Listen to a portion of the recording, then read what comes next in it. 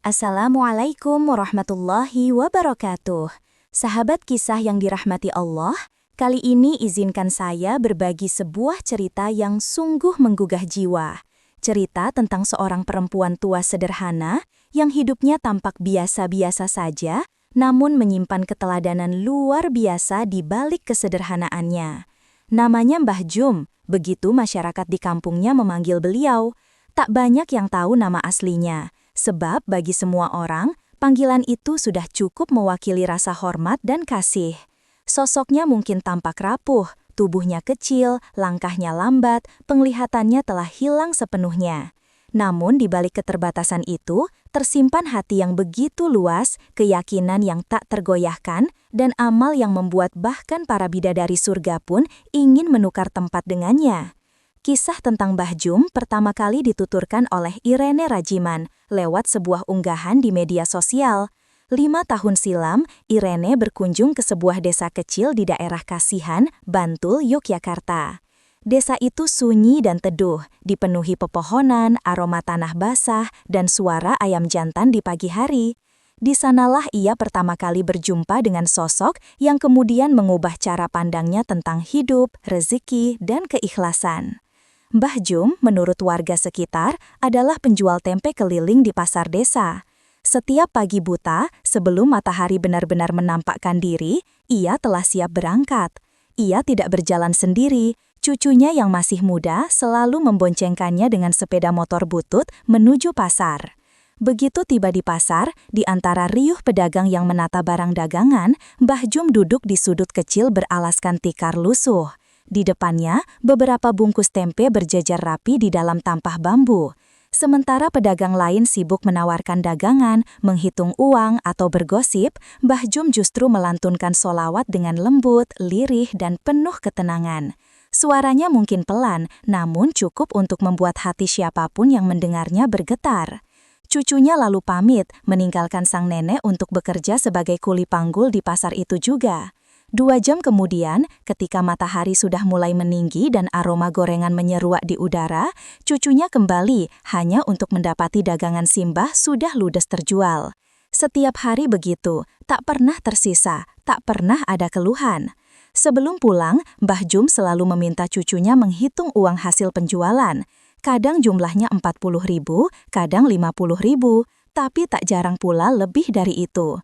Setiap kali hasilnya melebihi 50.000, beliau akan berkata dengan lembut namun tegas, "Lek, ayo mampir nang masjid, sing luwih saka 50.000, lebokke nang kota amal." Cucunya yang masih muda sempat heran. Ia bertanya, mengapa harus memasukkan uang itu ke masjid? Bukankah itu hasil jerih payah mereka berdua? Mbah Jum tersenyum. Modal Simbah dagang tempe mung 20.000. Dadi nek entok luwih saka 50.000, artine kuwi dudu duweke Simbah. Kuwi duweke Gusti Allah. Sing duwe rejeki iku dudu aku, nanging Gusti Allah. Mula kudu bali nang omahe Gusti Allah, ya nang masjid. Kata-kata itu sederhana, tapi bagai petir di hati Irene yang mendengarnya kemudian. Di zaman di mana manusia berlomba menimbun harta, Mbah Jum justru menolak kelebihan. Baginya, rezeki di atas kebutuhan adalah titipan yang harus dikembalikan. Cucunya bahkan menambahkan sesuatu yang lebih menggetarkan. Mbah itu, jumlah tempenya tiap hari sama, Mbak, tapi hasil penjualannya bisa beda-beda. Kadang banyak banget, padahal tempenya segitu-gitu aja. Irene terdiam mendengarnya. Bagaimana bisa jumlah barang sama, tapi penghasilan berbeda-beda? Cucunya kemudian menjelaskan, karena bahkan gak bisa lihat, jadi kalau ada pembeli, Mbah selalu bilang, ambil sendiri kembaliannya nak. Tapi entah kenapa, semua pembeli selalu bilang uangnya pas. Padahal, seringkali mereka ngasih uang lebih. Bahkan, banyak yang beli tempe cuma 5.000, tapi ngasih 20.000, 50.000. Dan mereka semua bilang uangnya pas. Pernah suatu kali, hasil jualan Mbah Jum mencapai Rp350.000. Padahal, modalnya tetap sama, hanya 20.000. Keajaiban itu bukan hal aneh di pasar. Semua pedagang tahu, dan mereka percaya Allah sendiri yang menjadi tangan-tangan pembeli Mbah Jum. Sepulang dari pasar sekitar pukul 10 pagi, Mbah Jum tidak beristirahat. Dengan langkah hati-hati, ia menuju dapur, menanak nasi, menyiapkan makan siang untuk para cucunya. Rumah kecilnya selalu ramai oleh tawa anak-anak. Meski miskin, tidak ada rasa kekurangan di sana. Selain berjualan tempe, Mbah Jum juga dikenal masyarakat sebagai tukang pijat bayi dan penyembuh kampung. Jika ada anak demam, rewel, batuk, kejang, atau muntah-muntah, orang tua mereka akan datang mengetuk pintu rumahnya, siang maupun malam. Ia tidak pernah menolak, tidak pernah marah, dan tidak pernah meminta bayaran. Kadang ada yang datang tengah malam, membawa bayi menangis karena panas tinggi. Mbah Jum akan bangun dengan tenang, menyiapkan minyak, dan memijat dengan lembut sambil bersolawat. Ajaibnya, banyak dari anak-anak itu sembuh esok harinya. Namun yang paling luar biasa, setiap uang imbalan yang diberikan oleh para tamu, 100% ia masukkan ke kotak amal masjid. Ketika Irene bertanya, mengapa semua harus disedekahkan, Mbah Jum menjawab sambil tersenyum damai.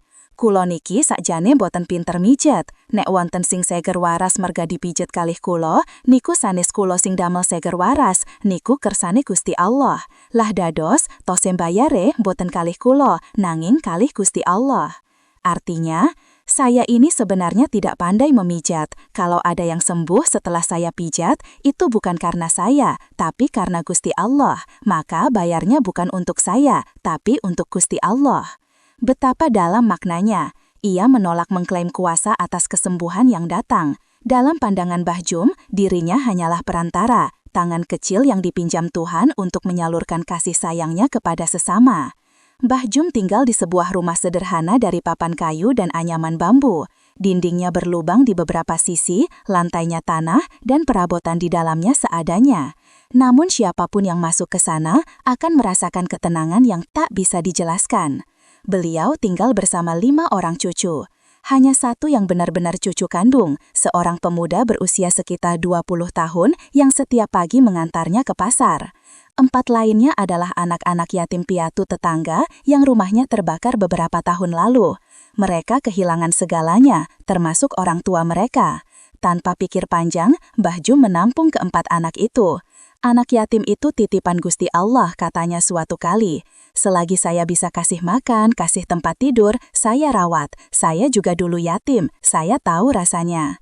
Usia mereka beragam, ada yang 12 tahun, 10 tahun, 8 tahun, dan satu perempuan kecil berumur 7 tahun. Mereka tumbuh dalam kasih, dalam ajaran untuk bersyukur atas sekecil apapun nikmat yang datang. Meski tak bisa melihat, Mbah Jum mengajarkan cucu-cucunya Al-Quran. Ya, beliau tunanetra sejak lahir, tak bisa membaca, tak bisa menulis, tapi Allah karuniakan mukjizat luar biasa. Mbah Jum hafal 30 juz Al-Quran. Cucunya yang tertua kini menjadi guru ngaji bagi anak-anak kampung, dan keempat cucu angkatnya yang dulu kehilangan orang tua, kini telah khatam Al-Quran. Bahkan, 2 di antaranya telah hafal 6 juz, sementara 2 lainnya menghafal 2 juz. Ketika Irene bertanya bagaimana mungkin, Mbah Jum menjawab dengan kalimat yang begitu indah. Kulo niki wong kampung, boten saged ningali nopo-nopo wiwit bayi. Namun kersane Gusti Allah, kulo diparingi berkah saged apal Quran. Gusti Allah niku bener-bener adil, boten nate salah maringi rezeki. Artinya, saya ini orang kampung, tak bisa melihat apa-apa sejak bayi. Tapi atas kehendak Allah, saya diberi keberkahan bisa menghafal Al-Quran. Allah itu benar-benar adil, tidak pernah salah memberi rezeki. Irene terdiam lama mendengar kata-kata itu. Ia memandangi wajah Mbah Jum yang keriput namun bercahaya, seakan-akan kulit tuanya menyimpan sinar dari dalam. Dalam hati, Irene berbisik, mungkin benar, bahkan bidadari surga pun iri pada perempuan ini.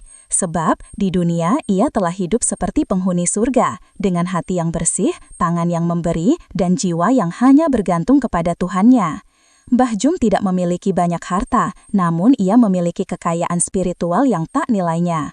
Ia tidak punya perhiasan, namun hatinya dipenuhi cahaya. Ia buta mata, tapi melihat dunia dengan mata hati. Ia hidup dalam kekurangan, tapi tak pernah kekurangan rasa syukur. Dalam masyarakat yang semakin dikuasai logika untung rugi, Mbah Jum hidup dengan logika memberi tanpa henti. Ia percaya, semakin banyak yang ia keluarkan, semakin tenang hidupnya. Dan benar, tak pernah sekalipun ia kekurangan. Selalu ada orang baik yang datang membawa beras, sayur, atau sekedar tempe lebih untuk dijual lagi keesokan harinya. Pelajaran dari sebuah desa kecil. 5 tahun telah berlalu sejak pertemuan itu, namun kenangan Irene tentang Mbah Jum tak pernah pudar. Di tengah hiruk-pikuk dunia yang semakin sibuk menghitung laba, ia selalu teringat perempuan tua tunanetra itu yang tersenyum sambil berkata, "Sing duwe rejeki iku Gusti Allah, dadi nek entok luweh bali nanamane nang omahe Gusti Allah." Betapa banyak orang berpendidikan tinggi, bergelar panjang, namun tak mampu memahami makna sedalam itu. Sedangkan Mbah Jum, dengan segala keterbatasannya, telah menaklukkan ujian kehidupan dengan kesederhanaan dan keikhlasan. Kini, kisahnya terus diceritakan dari mulut ke mulut, dari satu hati ke hati lain. Ia bukan ulama besar, bukan wali yang dikenal luas, bukan pula tokoh ternama. Tapi amalnya telah menjadi cahaya kecil di sudut dunia yang mengajarkan arti sedekah sejati, memberi bukan karena punya, tapi karena percaya.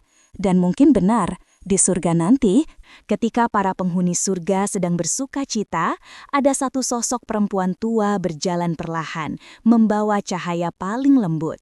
Para bidadari menunduk hormat kepadanya, sebab dia bukan siapa-siapa di dunia, tapi segala sesuatu di mata Tuhan. Wassalamualaikum warahmatullahi wabarakatuh. Semoga kisah Mbah Jum menjadi pelajaran bagi kita semua, bahwa sedekah bukan sekadar memberi harta, tapi menyerahkan seluruh diri kepada Allah. Bahwa rezeki bukan soal jumlah, tapi barokah. Dan bahwa kebahagiaan sejati bukan tentang memiliki, melainkan tentang mengikhlaskan.